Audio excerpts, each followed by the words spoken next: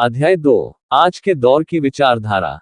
विचारधारा से संबंधित बहस दुनिया में कई दशकों से हो रही है। आज हम एक ऐसे दौर में बैठे हुए हैं जहां पर पिछले कई सौ सालों के इतिहास में एक खास परिस्थितियों में कुछ विचारधाराओं का जन्म हुआ।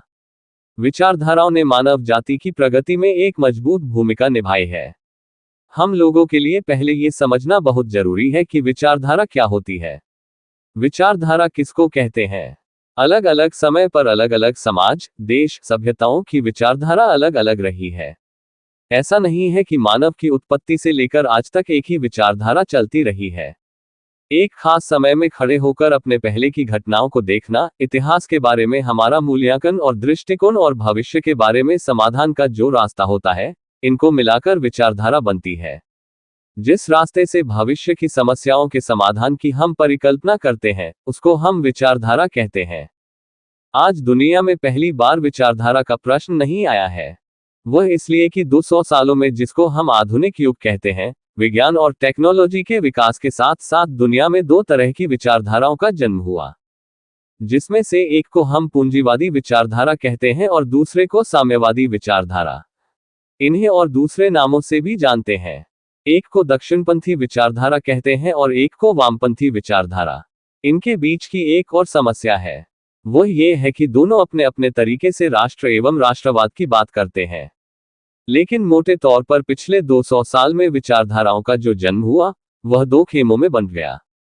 पूंजीवादी विचारधारा जिसको दक्षिणपंथी विचारधारा कहते हैं और दूसरा साम्यवादी विचारधारा जिसको वामपंथी विचारधारा कहते हैं। आज आमतौर पर विचारधारा का मतलब या तो दक्षिणपंथी होना है या फिर वामपंथी। अगर आप दक्षिणपंथी या वामपंथी नहीं हैं तो आपकी विचारधारा को लेकर सवाल पूछे जाते हैं कि आपकी विचारधारा क्या है। उनके लिए ये समझना बहुत मुश्किल होता है कि इन दो खेमों के अलावा भी कुछ सोचा, समझा और किया जा सकता है। इसलिए उनकी तरफ से ये सवाल आता है। लेकिन मैं आप लोगों को थोड़ा पीछे ले जाना चाहता हूं। जब ये दक्षिणपंथी और वामपंथी विचारधारा नहीं थी, तब भी व्यक्ति था। जब ये विचारधाराएं नहीं थी, तब भी लोग थे, समाज था, व्यवस्था थी, दुनिया थी और अपने तरह से आगे बढ़ रही थी। आज हमारे ही सामने केवल ये संकट नहीं है, पूरी दुनिया के सामने और पूरी मानवीय सभ्यता के सामने ये संकट खड़ा हुआ है। क्योंकि जो पूंजीवादी विचारधारा का विकास हुआ, आज वह सर्वशक्तिशाली राष्ट्रों में एक साम्राज्यवादी विचारधारा का रूप ले चुका है। साम्राज्यवादी मतलब उनके पास दुनिया में सबसे ज्यादा धन है, लेकिन फिर भी संतुष्टि कम है। वे दूसरे देशों की प्राकृतिक, मानवीय संपदा को लूटकर अपनी ताकत को और बढ़ाना चाहते हैं। दूसरी जो विचारधारा है, साम्यवादी विचारधारा, उसने भी प्रयोग किया, बहुत सारी चीजों का समाधान भी किया। लेकिन आज जो दुनिया के सामने चुनौती है, उस चुनौती का हल करने में अब यह विचारधारा छोटी पड़ती जा रही है। साम्यवादी विचारधारा का जो मॉडल था, सोवियत संघ, रूस का मॉडल, वह विखंडित हुआ, इसलिए कि वर्तमान समस्याओं के समाधान में वो विचारधारा छोटी पड़ गई है। एक समय में एक चीज हमारे लिए बहुत उपयोगी होती है, लेकिन पूरी जिंदगी उपयोगी रहे, ऐसा संभव नहीं है। उदाहरण के लिए, बचपन में जब हम सब छोटे छोटे थे और जब पहली बार माँ बाप हमारे लिए चड्डी और बनियान खरीद कर लाए थे, तो उस समय छोटी सी चड्डी और बनियान हमारे लिए बहुत उपयोगी थी, जरूरी थी, खूबसूरत थी। लेकिन हमारी उम्र बढ़ने के बाद, आज माँ को कितना भी प्यार हो आपसे, अगर वह पुरानी चड्डी बनियान ला करके आपको पहनाने की कोशिश करे तो शायद न तो आपको अच्छा लगेगा, न समाज को अच्छा लगेगा और न वह हमारी जरूरतों को पूरा कर सकता है। ऐसे ही विचारधाराओं का प्रश्न है। आज हमारा देश, समाज और ये दुनिया जिन समस्याओं से जूझ रही है, उन संकटों के समाधान का रास्ता, मैं बहुत ही जिम्मेदारी से कहना चाहता हूं, न तो समाजवादियों के पास है और न ही पूंजीवादियों के पास है। रास्ता नया ढूंढना है, नए दौर के मुताबिक, और यही चुनौती आज देश और पूरी दुनिया के विचारकों के सामने है। इन चुनौतियों को हमने स्वीकारा है और सकारात्मक राष्ट्रवाद की विचारधारा को हम दुनिया के सामने लाए हैं। आमतौर पर कई लोग सोचते हैं कि विचार पहले बनता है और व्यवहार को हम बाद में समझते हैं। ये सच है, लेकिन आधा सच है। विचार जो है वह व्यवहार से बनता है। जो घटनाएं घट रही होती हैं, उन घटनाओं को देखते देखते, मूल्यांकन करते करते एक दिन एक इंसान का दिमाग उसको सूत्रबद्ध कर देता है, अनुभव से सीखता है और उसको एक विचार में पिरो देता है। न्यूटन ने एक सिद्धांत दिया, न्यूटन का सिद्धांत उसके दिमाग से नहीं पैदा हुआ। गुरुत्वाकर्षण का सिद्धांत जिसको हम सब जानते हैं, वह सिद्धांत पहले से दुनिया में मौजूद था। न्यूटन ने उसे व्यवहार में देखा। जो देखा उसको देखते देखते उसने एनालाइज किया कि ये ऐसा है, इसका ये कारण है, और उससे एक सिद्धांत पैदा हुआ। व्यक्तिगत रूप से मैं ये मानता हूं कि पूरी दुनिया के अंदर जो संकट पैदा हुआ है, उस संकट के समाधान का रास्ता पूरी दुनिया ढूंढ रही है। क्योंकि पूंजी के विकास का चरमोत्कर्ष हो चुका है। आज अमेरिका दुनिया में सर्वोच्च पूंजी वाला देश है, लेकिन वहां पर अब मंदी आ गई। ये सोचने वाली बात है कि जिसके पास सबसे ज्यादा पैसा है, वह मंदी के दौर से गुजर रहा है। पूंजीवाद ने किसी भी देश की गरीबी की समस्या का समाधान नहीं निकाला। एक देश जितना ज्यादा पूंजीवादी होता है, उतनी ही ज्यादा उस देश में गरीबी, बेरोजगारी और असमानता देखी जा सकती है। पूंजीवादी विचारधारा के तहत दुनिया में लगातार आर्थिक संकट देखा जा रहा है। चाहे वो 1970 का तेल संकट हो या 2008 की वैश्विक आर्थिक महामंदी। पूंजीवादी विचारधारा में अमीर और अमीर होता जा रहा है और गरीब की हालत बद से बदतर होती दिखाई दे रही है। इसी बीच साम्यवाद का जो दूसरा मॉडल खड़ा हुआ, वह ऐसा खड़ा हुआ कि बहुत जल्दी विखंडित हो गया। साम्यवाद के गठन और अनुप्रयोग में समस्याएं ऐसी थीं कि कई राष्ट्र जो साम्यवादी थे, आज की दुनिया में या तो भंग हो गए हैं या उन्होंने थोड़ा पूंजीवाद की ओर रुख मोड़ लिया है। आज के समय में हम साम्यवादी विचारधारा वाले देशों के गिने चुने उदाहरण ही देख सकते हैं। साम्यवादी विचारधारा की गिरावट के पीछे मुख्य कारण पूंजीवादियों के साथ प्रॉफिट के लिए कंपटीशन को माना जाता है। हम एक पूंजीवादी दुनिया में रहते हैं, और यह सच है। क्या इसका मतलब है कि हमें इस विचारधारा को स्वीकार करना होगा और इसके साथ ही आगे बढ़ने की कोशिश करनी होगी? बिल्कुल नहीं। हमें एक विचारधारा की खोज करने की आवश्यकता है जो आज की दुनिया की समस्याओं का हल निकाल सके। मैं आपको पूरी जिम्मेदारी के साथ बताना चाहूंगा कि न सिर्फ हमारे देश बल्कि दुनिया की समस्याओं का समाधान सकारात्मक राष्ट्रवाद की विचारधारा के पास है। दूसरी बात जिसकी तरफ मैं आना चाहता हूं, वह है व्यवस्था। एक व्यवस्था हमारे परिवार की है, जिस परिवार में हम रहते हैं। एक व्यवस्था हमारे समाज, राज्य और देश की है। लेकिन ये सब व्यवस्थाएं छोटी हैं। इन सभी व्यवस्थाओं पर पूरी दुनिया के अंदर जो व्यवस्था आज काम कर रही है, उसका असर है। आज हम क्या बोलेंगे, क्या करेंगे, हम नहीं, वे तय करते हैं। पॉलिटिकल वैज्ञानिक इसको कल्चरल हेगेमनी अर्थात सांस्कृतिक आधिपत्य भी कहते हैं। जब ये देश गुलाम था तो हमारा दिमाग आजाद था, और जब देश आजाद हो गया तो हमारा दिमाग गुलाम बनता जा रहा है। हम स्वतंत्र रूप से सोच नहीं सकते। आज दुनिया के अंदर 3 ताकतवर व्यवस्थाएं हैं। एक व्यवस्था का नाम है वर्ल्ड बैंक, दूसरी व्यवस्था का नाम है इंटरनेशनल मॉनेटरी फंड IMF, और तीसरी व्यवस्था है general agreement of trade and tariff GATT, जिसको हम गेट बोलते हैं। आज भी भारत का किसान और मजदूर आत्महत्या क्यों कर रहा है? आत्महत्या करने के मुख्य कारण हैं general agreement of trade and tariff के तहत एक विकसित देश 10 समझौते के तहत, जिस पर भारत भी हस्ताक्षर कर चुका है, अपने किसानों को बीज, खाद, दवा, पानी, बिजली पर 26% सब्सिडी दे सकते हैं। लेकिन जो गरीब और विकासशील देश हैं, ये केवल 10 से 13% दे रहे हैं। आज ये भारत नहीं तय कर सकता है। आज ये अमेरिका और उससे संबंधित जो संस्थान हैं वे तय करते हैं। छोटे छोटे उद्योग और कारखाने हजारों की तादाद में इस देश में काम करते हैं। इन्हीं छोटे छोटे उद्योग और कारखानों के दम पर अमेरिका की आर्थिक मंदी के बाद भी हमारा देश बच गया। दूसरा कारण मैं आपको बताना चाहूंगा, वह है स्पेशल इकोनॉमिक जोन और इंडस्ट्रियल कॉरिडोर। इनकी वजह से भारत, जो एक श्रमिक बाहुल्य देश है, पूंजी और टेक्नोलॉजी से बनने वाली वस्तुओं का उत्पादन कर रहा है, जिससे बेरोजगारी का संकट बढ़ रहा है। सरकार अपनी नीतियां जैसे GST निजीकरण भारत के लोगों के लिए नहीं बना रही है। ये वर्ल्ड बैंक और IMF का एजेंडा है। ये नव उदारतावाद का एजेंडा है। हमारी नीतियां मुट्ठी भर लोगों के फायदे को ध्यान में रखकर बनाई जा रही है। उनको दुनिया के मार्केट पर कब्जा करना है, और उनके रास्ते में जो बाधाएं आती हैं, उनको ये जोर शोर से ढोल नगाड़े के साथ अपने रास्ते से हटा देते हैं। किसान और मजदूर परेशान तो पहले से ही थे, पर मोदी सरकार द्वारा किसानों व मजदूरों के हितों के नाम पर बनाए गए नए कानूनों ने उन्हें और परेशानी में डाल दिया है। उदाहरण के लिए आपको बता दूं, बहुत सारे इतिहासकार इस बात को मानते हैं और ये सच भी है। अगर आपसे एक सीधा सवाल पूछा जाए, भारत में रेल कौन लेकर आया? जवाब मिलता है अंग्रेज लेकर आए। किस लिए लेकर आए? मालगाड़ी तो आई, पर किस लिए आई? भारतीयों की सुविधा के लिए, भारत के औद्योगिक विकास के लिए? नहीं। भारत में औद्योगिक विकास से पहले जब दुनिया में औद्योगिक क्रांति हुई, एक समय ऐसा था कि पूरे यूरोप में अंधकार युग था, लेकिन भारत के अंदर टेक्नोलॉजी काफी विकसित थी। यह अंग्रेजों के आने से पहले की बात है। ढाका का नाम सुना है? आज बांग्लादेश की राजधानी है। उस ढाका में मलमल बनता था। कहते हैं वह मलमल का कपड़ा जिसे भारत की टेक्नोलॉजी इतना महीन बनाती थी कि एक थान मलमल का कपड़ा माचिस की डिब्बी में बंद हो जाता था। सोचिए कैसी तकनीक रही होगी हमारी। अंग्रेजों का इस दुनिया में राज आया और चला गया, लेकिन ढाका का वह मलमल अंग्रेज नहीं बना पाए।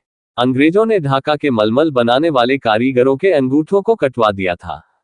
हाल ही की एक स्टडी बताती है कि अंग्रेजों ने भारत से लगभग 50,000 ट्रिलियन रुपया लूटा था, जिसका हिसाब आज भी दुनिया लगा रही है। हमारे उद्योग धंधे ऐसे ही नहीं नष्ट हुए, अंग्रेजों के द्वारा एक एक करके खत्म किए गए। और जब हमारे उद्योग धंधे खत्म हो गए, तब इंग्लैंड की क्रांति के बाद जो वहां कपड़ा बनता था, उसके लिए कपास हमारे देश से ले जाते थे और वहां से कपड़ा बना कर लाते थे। उसे बेचने के लिए आवागमन का साधन चाहिए था, इसलिए अंग्रेज उस समय मालगाड़ी लेकर आए। इसी तरह हमारे देश की अर्थव्यवस्था को खत्म करने के लिए आज जीएसटी और इंडस्ट्रियल कॉरिडोर आया है, न कि भारत की अर्थव्यवस्था को बढ़ाने के लिए। 90 के दशक का भारत अलग था और उसके बाद का भारत एकदम अलग है। 90 के दशक के बाद अंतर्राष्ट्रीय दबाव और भारत के प्राकृतिक संसाधन पर पूंजीवादियों का कब्जा तेजी के साथ बढ़ा है। आज जैसे बोतल में पानी बिकता है, वैसे ही इस देश में नदियां बेची जा रही हैं। कई नदियां बिक चुकी। जल, जंगल और जमीन को बड़े स्तर पर कॉर्पोरेट्स को बेचा जा रहा है। दोस्तों, इस देश को कुदरत ने बहुत कुछ दिया है। जितनी उपजाऊ जमीन भारत के पास है, उतनी दुनिया के कम देशों के पास है। जितनी नदियां हमारे देश में बहती हैं, उतनी नदियां बहुत कम देशों में हैं। और जितना मैन पावर भारत के पास है, उतना बहुत कम देशों के पास है। दिमाग तो कुदरत ने इतना दिया है कि दुनिया को आगे बढ़ाने में भारतीयों की अहम भूमिका रही है। 1947 में देश आजाद हुआ, अंग्रेजों की सत्ता गई, लेकिन आज भी हमारे देश में 90% वही व्यवस्था चल रही है जो अंग्रेजों ने अपनी हुकूमत बचाने के लिए बनाई थी। मैं दिल्ली सरकार के संचालक के अनुभव से आपसे कहना चाहता हूं कि ये ब्यूरोक्रेसी का पूरा तंत्र जो अंग्रेजों ने खड़ा किया, वह जनता के हित के लिए कतई नहीं था। आज भी मैं अपनी आंखों से देखता हूं कि अगर आम आदमी के काम का नाम ले लूं तो अधिकारियों की भौहें चढ़ जाती हैं। किसी अधिकारी को जनता का काम नहीं करना है। 2-4 ईमानदार और अच्छे अधिकारी हैं जो देश प्रेमी हैं, जनता से मोहब्बत करते हैं। जो अधिकारी जनता के लिए काम करते हैं, इस सिस्टम में उन्हें उपेक्षित समझा जाता है। इस सिस्टम का प्रतिनिधि वह है जो सबसे ज्यादा जनता को परेशान करके रखे। जितना वह फाइल घुमाएगा, वह उतना ही स्मार्ट अधिकारी है। यह मानसिकता की कमी नहीं है, व्यक्तिगत कमी नहीं है, उस सिस्टम की कमी है, यह विचारधारा की कमी है। चाहे वह हमारी विधायिका हो, कार्यपालिका हो या फिर न्यायपालिका हो। इस देश का सबसे बड़ा न्याय देने वाला संस्थान है सर्वोच्च न्यायालय। अगर किसी को न्याय की जरूरत पड़ जाए और ऐसी स्थिति हो कि हमें सर्वोच्च न्यायालय में मुकदमा दायर करना हो, तो 90% लोगों के लिए ये असंभव काम है। हम न्याय नहीं पा सकते, जा ही नहीं सकते। तो ये जो सिस्टम है इस देश के अंदर, इसे बदलने की चुनौती हम लोगों के सामने है। आजादी की लड़ाई के दौरान लोगों का ये सपना था कि हम एक नई व्यवस्था को लाएंगे। एक व्यवस्था को बदलकर नई व्यवस्था को लाना, इसी का नाम क्रांति है। इस क्रांति के लिए आजादी की लड़ाई चल रही थी। 1947 में खास परिस्थितियों में देश को आजादी मिली। अंग्रेजों के राजनीतिक तंत्र से देश आजाद हुआ, लेकिन उनके आर्थिक और प्रशासनिक तंत्र से देश आजाद नहीं हुआ। और उसका परिणाम यह है कि हम आज भी उन चीजों को झेल रहे हैं। कहने को तो आजादी के बाद भारत एक मिश्रित अर्थव्यवस्था था, लेकिन भारत के आर्थिक विचारधारा पूंजीवादी ही थी। अगर आप देश में नई व्यवस्था को लाना चाहते हैं तो इस व्यवस्था को बदले बगैर कोई रास्ता नहीं है। सवाल यह है कि हमारी अर्थनीति क्या होनी चाहिए। सकारात्मक राष्ट्रवाद एक नया वैकल्पिक आर्थिक मॉडल देश के सामने प्रस्तुत करता है। इस देश में एक अर्थव्यवस्था का मॉडल रहा है पूंजीवादी व्यवस्था का मॉडल, जिसमें पूंजी सर्वोच्च होती है और श्रम तथा समाज नगण्य होते हैं। अर्थव्यवस्था का दूसरा जो मॉडल आया वह था साम्यवाद का मॉडल, जो पूंजीपति वर्ग के खिलाफ होता है। सकारात्मक राष्ट्रवाद का मानना है कि हमारे देश को एक नए तरह की अर्थव्यवस्था की जरूरत है। विकास के लिए पूंजी और श्रम दोनों चाहिए। एक ऐसी अर्थव्यवस्था की जरूरत है जहां श्रम के प्रति भी उतनी ही जिम्मेदारी और सम्मान हो जितना पूंजी के प्रति, क्योंकि दोनों के बगैर नया उत्पादन नहीं हो सकता है। चाहे आप टेक्नोलॉजी को कहीं भी पहुंचा दीजिए, पूंजी श्रम की जगह नहीं ले सकती और श्रम पूंजी की जगह नहीं ले सकता।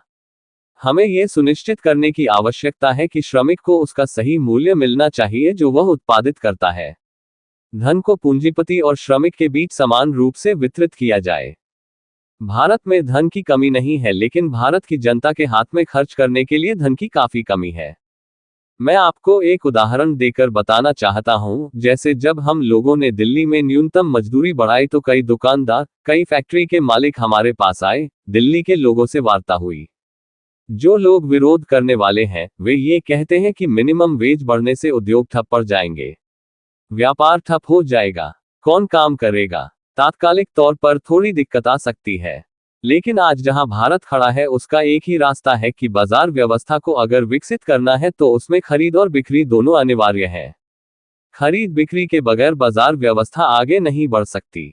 और इसलिए जब हम कह रहे हैं कि मजदूरों की मजदूरी बढ़नी चाहिए और किसानों की फसल का दाम बढ़ना चाहिए, तो उसके पीछे पूरा सोचा समझा हुआ अर्थशास्त्र है। ये बात बिना सोचे हम नहीं कह रहे हैं। भारत को अगर आर्थिक महाशक्ति बनाना है तो भारत की जो बाजार की शक्तियां हैं, उन्हें मजबूत करना होगा। भारत की 90% आबादी कौन है? किसान है, मजदूर है। मार्केट किनसे चलती है? खरीदार और दुकानदार से। जहां खरीदारी ज्यादा होती है, वहां दुकानदारी ज्यादा होती है। अगर मजदूर के पास क्रय शक्ति नहीं है तो क्या वह दुकान से कुछ खरीदने जाएगा? अगर किसान के पास क्रय शक्ति नहीं होगी तो उसका बच्चा रोता रहेगा पर वह उसको टॉफी तक नहीं दिला पाएगा। 90% आबादी का मतलब होता है 120 करोड़ से अधिक। उदाहरण के लिए मान लो अगर 100 करोड़ मजदूर और किसान इस देश में रहते हैं और अगर उनकी क्रय शक्ति बढ़ती है तो वे सामान लेने कहां जाएंगे? बाजार। और जब सामान लेने बाजार में जाएंगे, जैसे कि भारत में जब ईद, दिवाली, होली होती है तो हमारा व्यापारी व्यस्त हो जाता है। क्यों हो जाता है? वह इंतजार करता है कि ईद, दिवाली, होली आएगी, क्योंकि उस समय सब लोग अपने साल भर के कटौती का जो पैसा होता है उसे मार्केट में ले जाते हैं। अगर उनके पास 12 मास पैसा हो तो उन्हें भी अच्छा लगता है। ऐसा नहीं है कि उनको अच्छा लगता है कि एक बनियान को वे 3 साल तक पहनते रहे।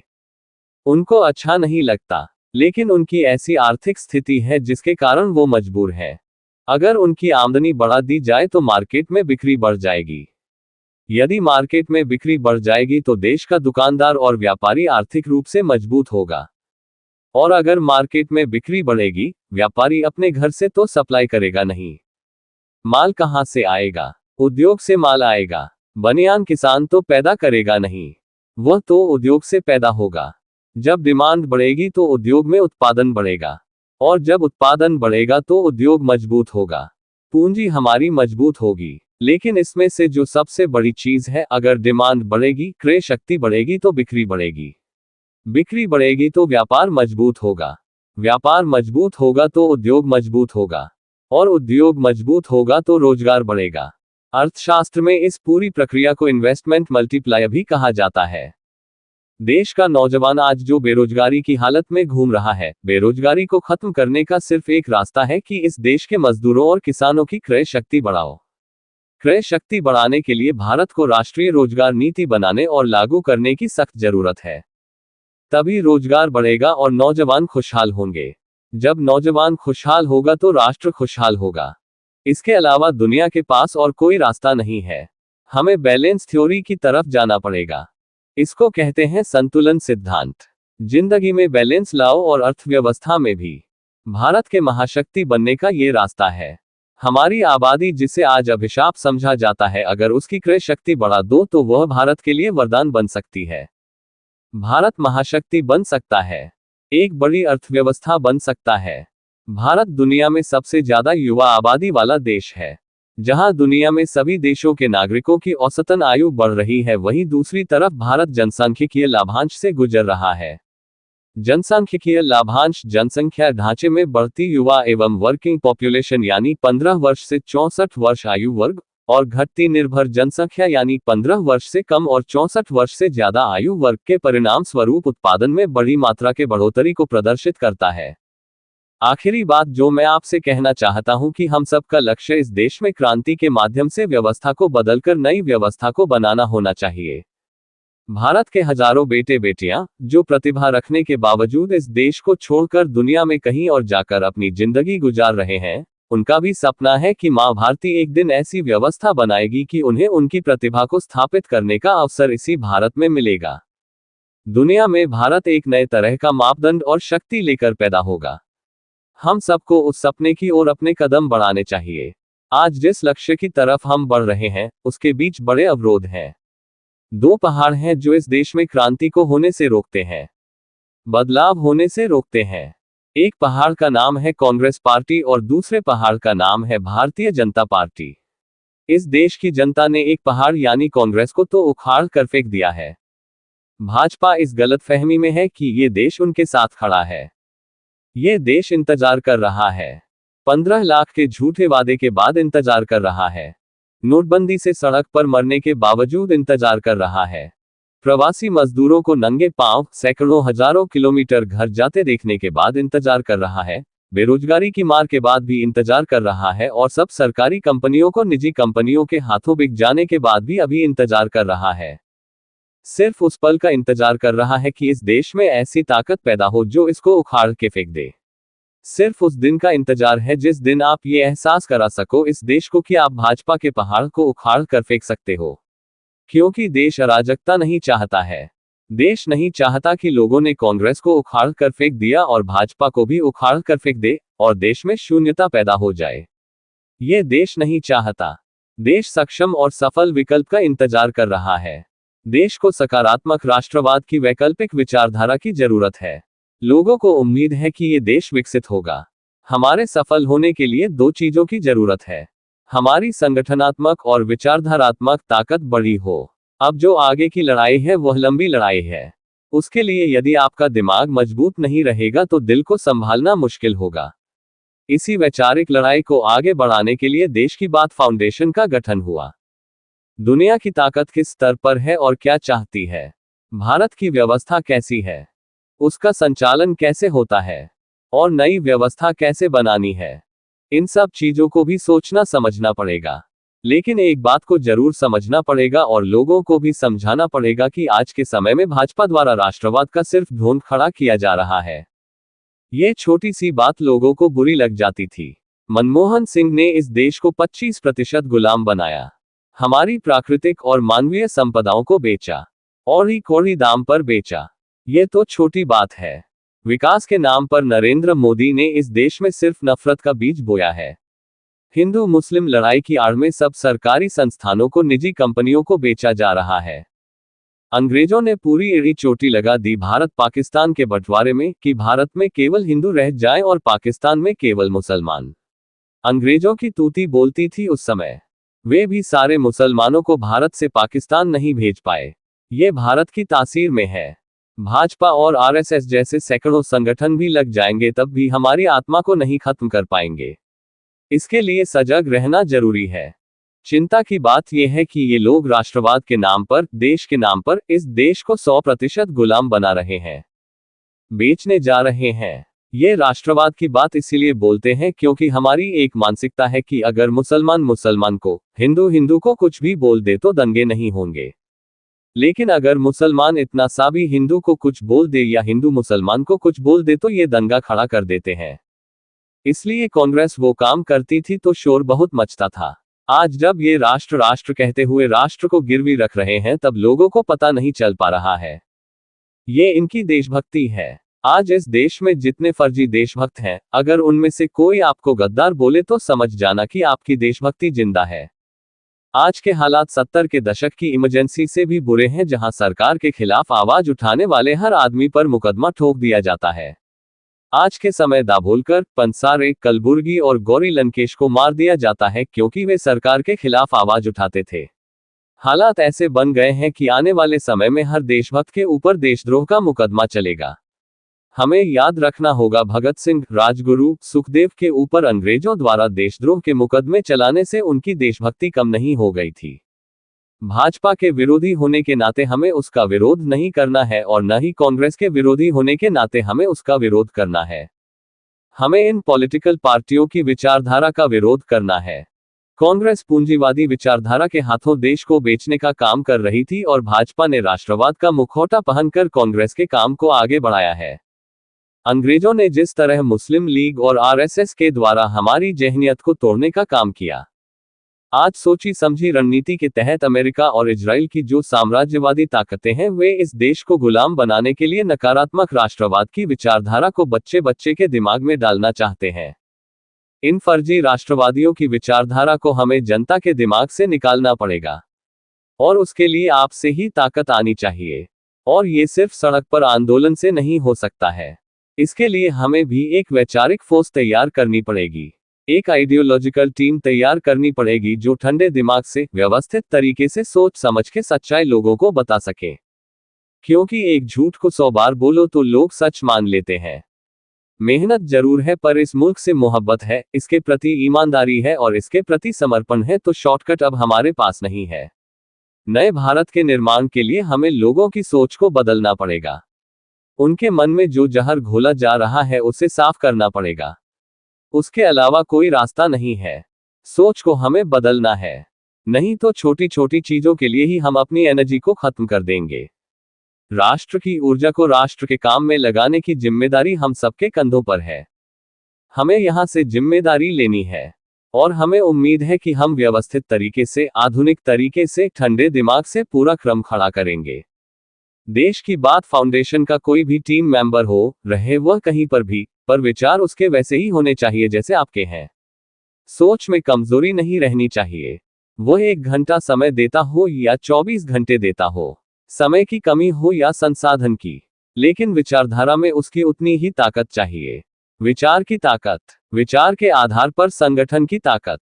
हमें विचार के आधार पर पूरे देश में फौज पैदा करनी है, और जिस दिन ये फौज पैदा हो जाएगी, यकीन मानो सब कुछ बदलने का रास्ता खुल जाएगा।